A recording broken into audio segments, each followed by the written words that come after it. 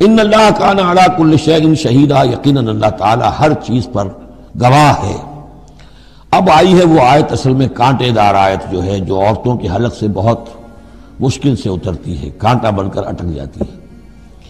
الرجال قوامون علی النساء، یہ تمہید تھی ساری، ایک سورہ بقرہ میں تمہید آ چکی تھی،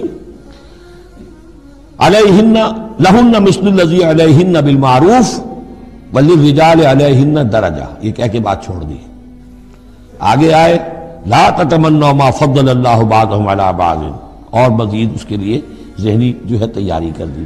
اب آ رہی ہے وہ چیز جو چبھنے والی چیز ہے، الرجال قوامون علی النساء، مرد عورتوں پر حاکم ہے۔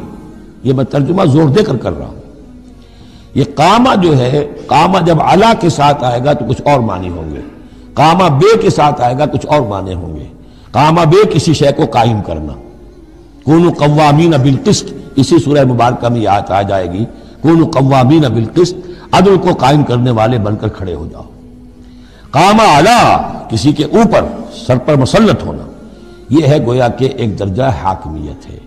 گھر کے ادارے میں حاکم ہونے کی حیثیت مرد کو حاصل ہے۔ سربراہ خاندان جو ہے وہ مرد ہے، عورت نہیں۔ عورت کو بہرحال اس کے ساتھ ایک وزیر کی حیثیت سے کام کرنا ہے، یہ ہے اس کا اصل رول۔ اسی لیے میں بیان کر چکا ہوں کہ وہ جو نسیان کا معاملہ تھا، اللہ تعالیٰ نے اس کے اندر، چونکہ یہ سیکنڈ رول پلے کرنا ہے اسے یقیناً اس کے جذبات کو جو زیادہ ٹھیس پہنچنے کا امکان رہے گا۔ آدمی کو، ہر انسان، مرد بھی چاہتا ہے میری بات چلے، عورت چاہتی ہے میری بات چلے۔ اب آخر کار کس کی بات چلے گی؟ یا تو دونوں کسی طریقے سے کسی مسئلے میں متفق ہو جائیں، اور عورت جو ہے بیوی اپنے شوہر کو دلیل سے، اپیل سے جس طرح قائل کر لے تو معاملہ ٹھیک ہو گیا۔ اب اگر نہیں ہو رہا معاملہ تو اب کس کی رائے چلے گی؟ مرد کی رائے چلے گی۔ تو کس کو اس سے ایک صدمہ پہنچے گا؟ عورت کو پہنچے گا۔ لیکن اس صدمے کا ہی جو ہے انفلوئنس، اس کو کم کرنے کے لیے سیفٹی والو، نسیان کا مادہ اللہ تعالیٰ نے عورت میں زیادہ رکھ دیا۔ اسی لیے پھر اس قانون شہادت کے اندر ایک مرد کی جگہ 2 عورتوں کو وہاں پر اس کا نصاب رکھا گیا۔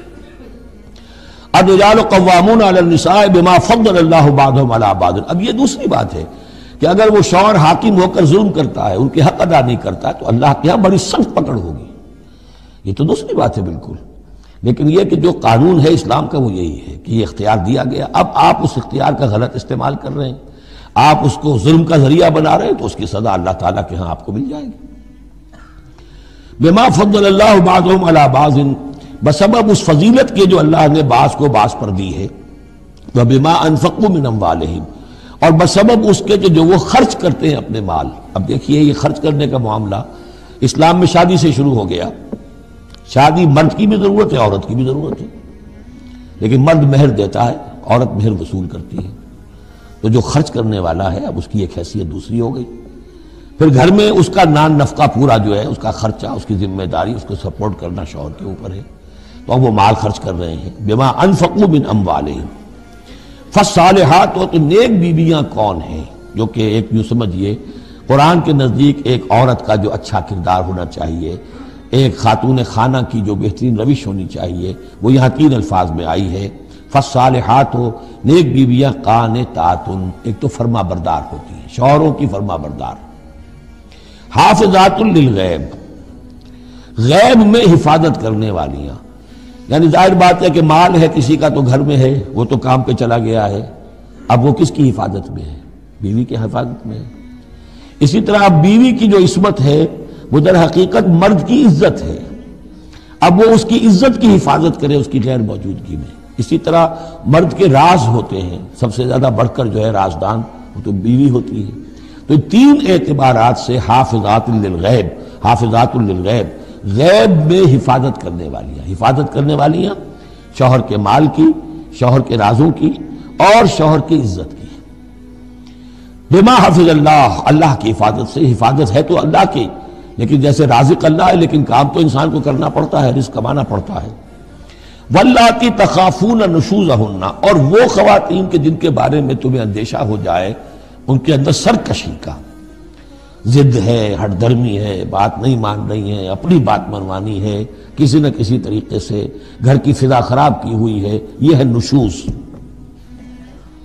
ذہناً تسلیم نہ کرنا کہ میری حیثیت جو ہے وہ بہرحال شوہر کے تابع دار کی ہے. اس کو اگر تسلیم نہیں کریں گے تو ظاہر بات ہے فرکشن ہوگی، اور فرکشن جو ہے اس کے نتیجے کے اندر وہ گھر کے اندر جو ہے وہ ایک فساد پیدا ہوگا.